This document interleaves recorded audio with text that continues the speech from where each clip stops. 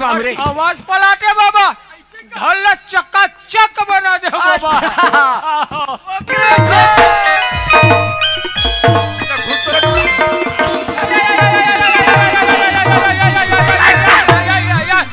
माथा लगा कित कित कित कित कूदा ये बाबू रे अरे तू हर मसान है तो दिन मान निकल के रे कते मसान है तो वो काय रे हमर बहनिए गा काय बूता करथे बेटा असने कूदाए के कब कूदा थे रे बाबा मोनी लैया खा दे सुना था बेटा मोहनी ला कौन खाई से इया ता मैं खाए जब तो बना रहे हैं रे वाह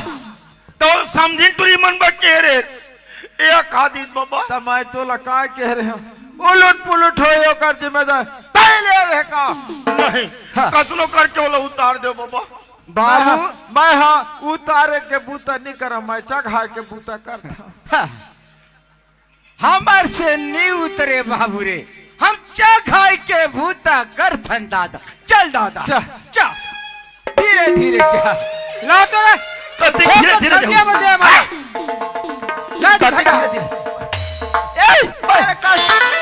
ला छोड़ उतारू कि नहीं उतारू बाबू उतारे उतारो रे उतारू ना तोला डबल खर्चा लागी बाबू मैं देऊं बाबा दे देबे और नहीं उतारू तो अभी गला बताओ मैं सारा दोनों झलक पूछूं उतारबो बाबू रे उतारू ना 2 टन बोकरा लाखी रे देहो हाँ देवे ए दादा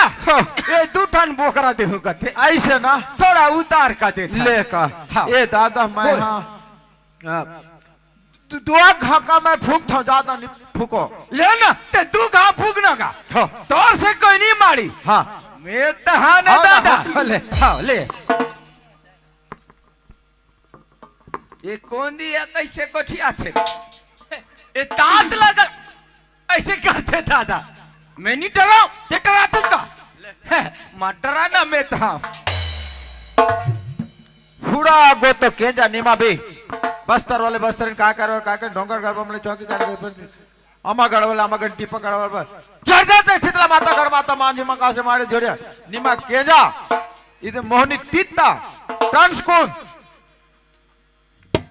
वार्षिकी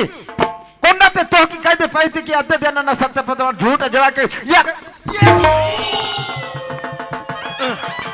मटरा चुप रहो हमन तो हवनो मटरा ए दादा हो जाता उतरे बार हुई काते उतरे ला हुआ थे खत कथे दादा हाँ अब मैं एक घाव का फूक थू लेना एक खा फूक दादा हो तन में काए हो ले हाँ। ले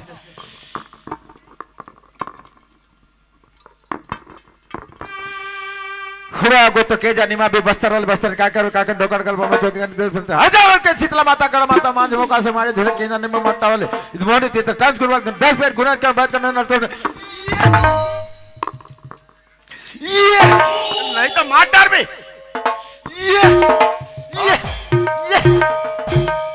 को तो की डर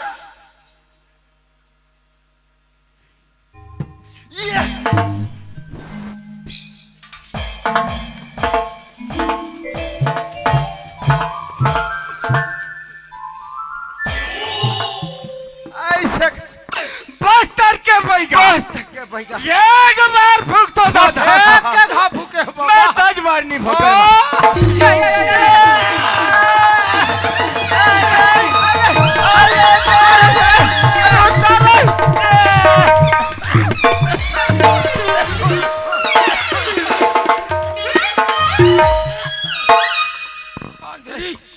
अरे बात रे ए दादा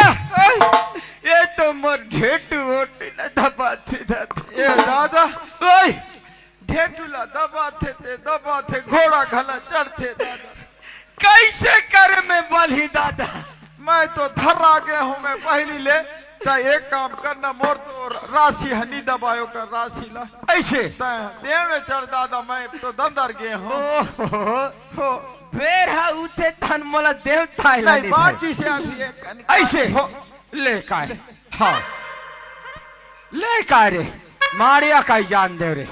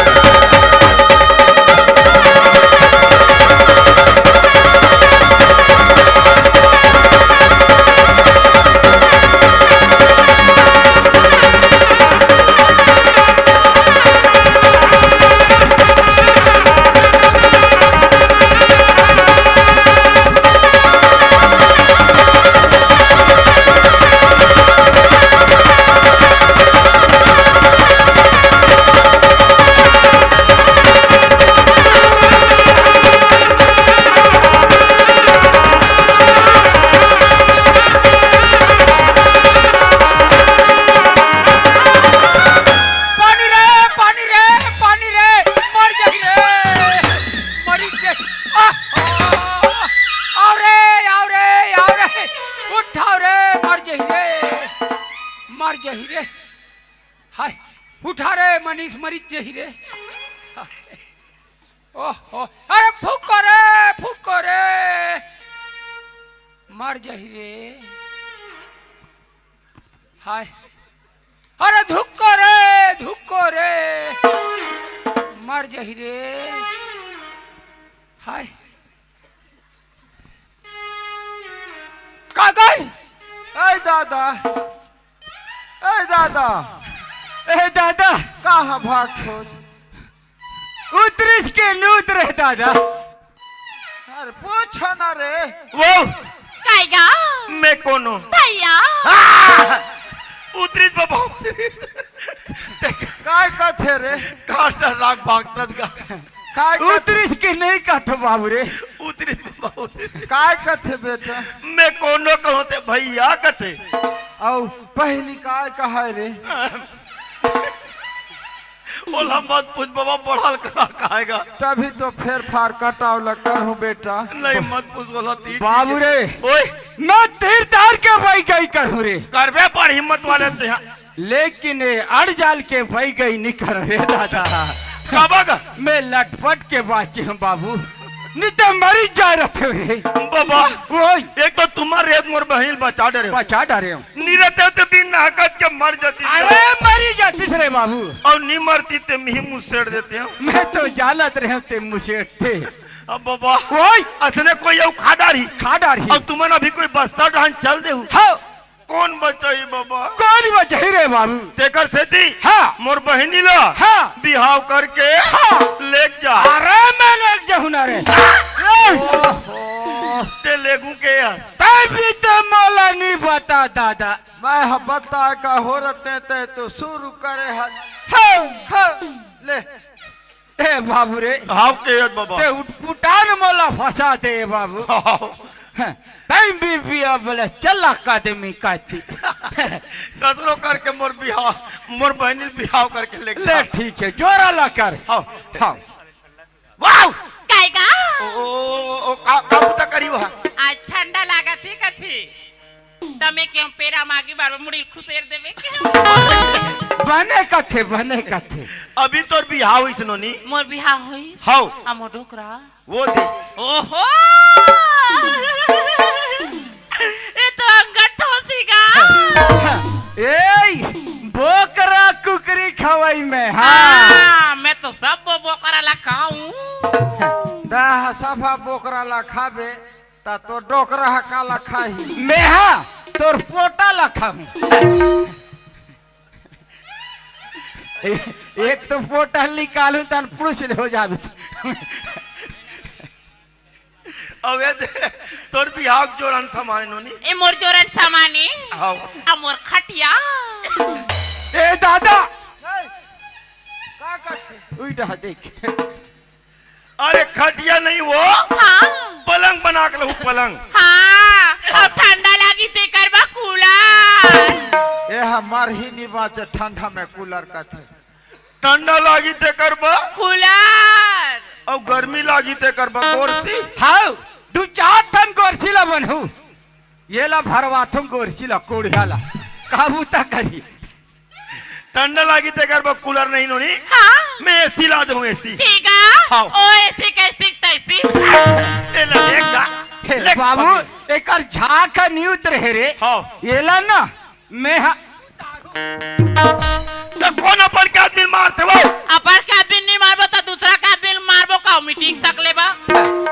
ये तो अपन के भाई ला घला ए वो कथे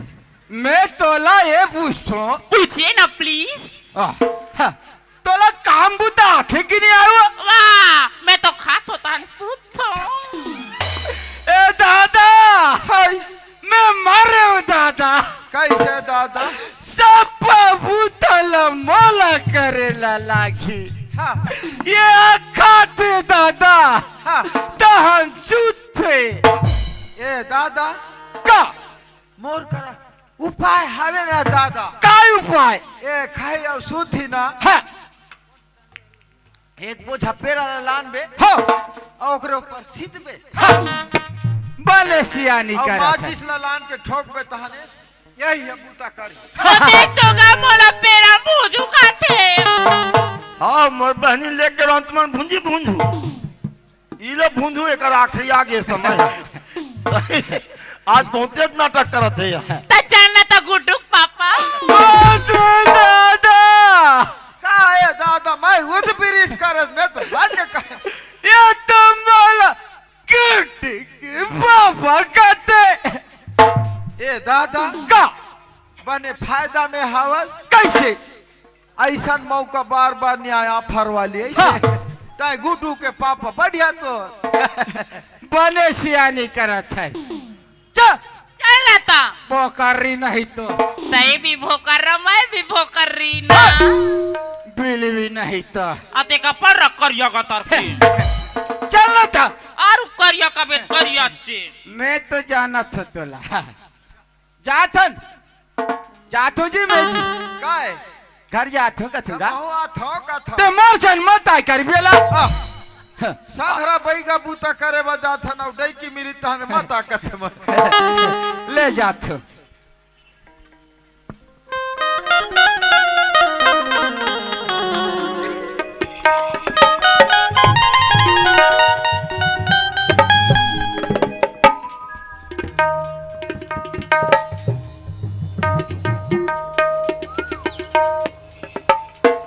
कैसे का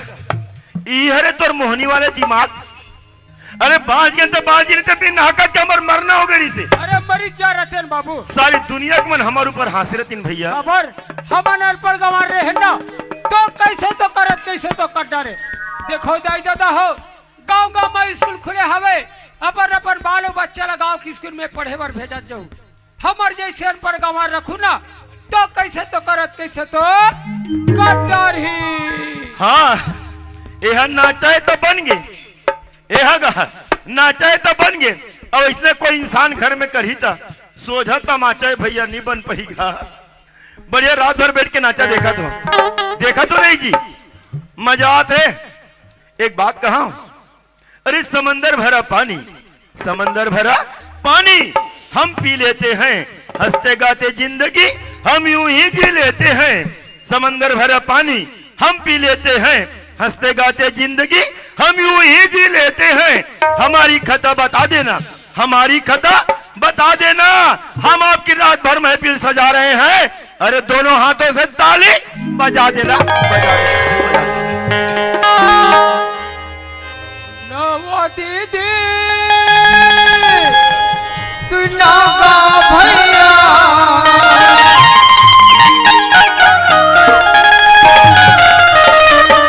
सुनावा दीदी सुनावा भैया सब लजुर मिल पढ़ो लिखो आगे बढ़ो गाँव सड़क बनाओ पढ़ो लिखो आगे बढ़ो